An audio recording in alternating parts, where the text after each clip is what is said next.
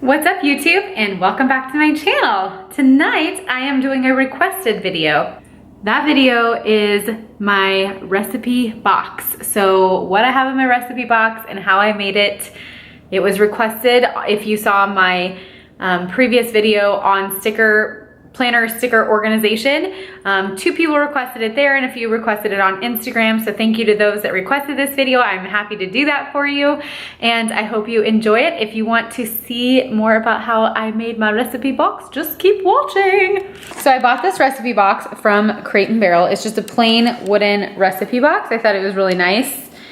And it has this slit on top, which I love, and I'll show you guys what that's for here in a second.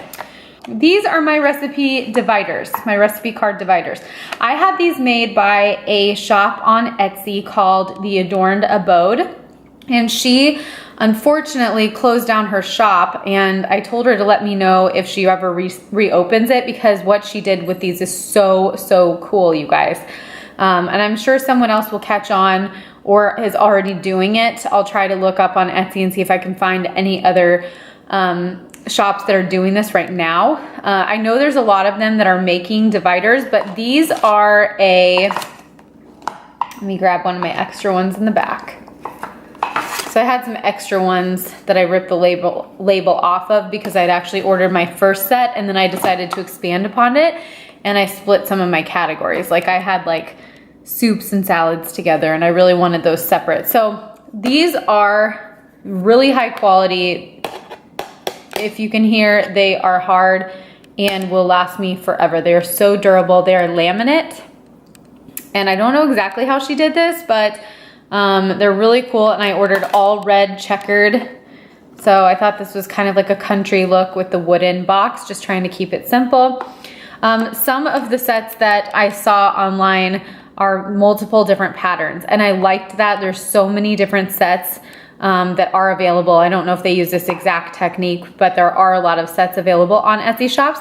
And I wanted to keep it simple so that way I wasn't looking through, I didn't feel cluttered. I wanted it to have a simple look. I think that this does give it a simple, like country-ish look. I really wanted maybe like a few with a rooster on it.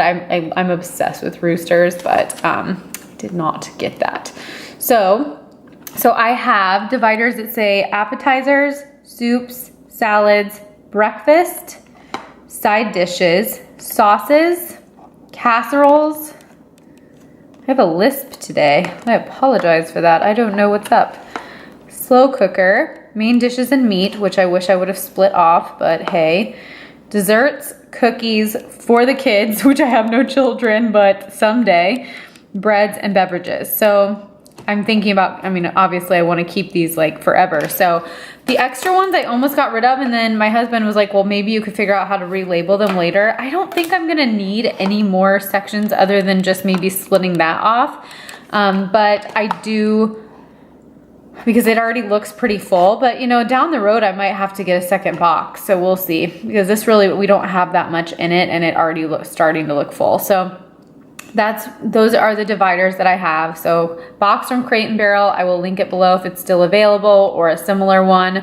And then these are the dividers. Okay, so what this slit is for on top is it came with this like plastic holder, and you put a recipe card into it, and then you set it on top, I don't know. And you can have your recipe out while you're making your recipe. I really like this because it makes it easy to see. Now, the DIY part of my recipe box are the recipe cards. I looked so much on Etsy for recipe cards, and I found several that I liked, but they were just so expensive, and I just felt like, oh my gosh, if I messed them up, I would be so upset. So what I did was, I got some stamps from Hobby Lobby. This is not all of them. I got those, and then I also got some labels, and I tried to stay neutral. They're gold and black. And I just bought some basic, index cards. They're 4x6, and you can do any size that you want, but you want to try to fit your box, of course.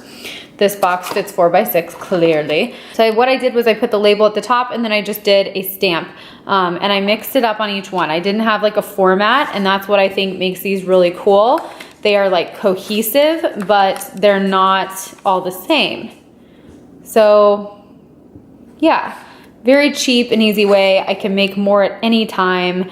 So I love this little fork and spoon too. And then this one says from the kitchen of. And then this one is family secret recipe. So as you go through here, this is like what they look like. And I mean, you can make these as fancy as you wanted. If you wanted to like glue things onto them or whatever. I really wanted to keep it simple because I don't want things like falling off. I really like the simple look, lots of like black, but they look very like homemade, but I like that they're cohesive. And then these are just more like simple. Chicken broccoli casserole, good old casserole. Everyone loves a good hot dish. And sometimes I mix it up. Sometimes I put the ingredients on the left, sometimes I put the ingredients on the right. It really depends like on the recipe. Like this one is so stinking long. Let me pull it out. Oh my gosh, that is a beastly recipe. It's the best though. Apple crisp with caramel sauce. Oh my gosh. It is the most delicious thing you've ever tasted in your whole life. So some recipe cards have to go on the back. I guess that one didn't. Here's the homemade caramel sauce for that apple crisp. It's so good. So yeah, that's how I did my recipe box. I hope you guys can kind of get a feel for it.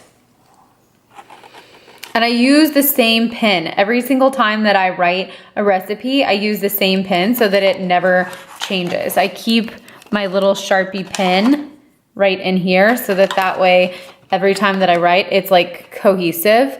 There's been a few times where I've written like with a smaller pen and it drives me nuts. I have like the urge to rewrite it.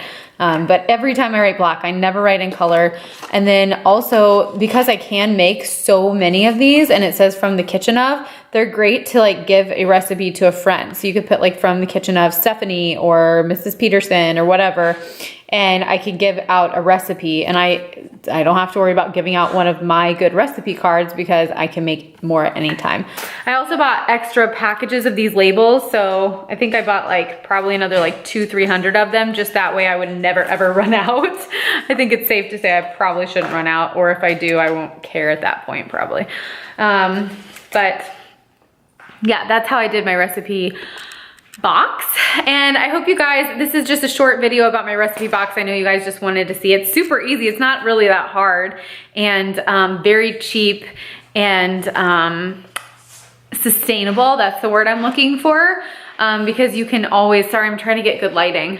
My lighting's all crazy because it's dark, but it's very sustainable because you can make them at any time. So if you guys have any questions, put them in the comments below and I'm happy to answer any questions that you may have. So I hope you guys enjoyed this video. If you did, don't forget to give it a thumbs up below. And if you're new to my channel, hit subscribe so that you can see future videos. I would love, love, love to have you. And I will see you guys in my next video. Bye.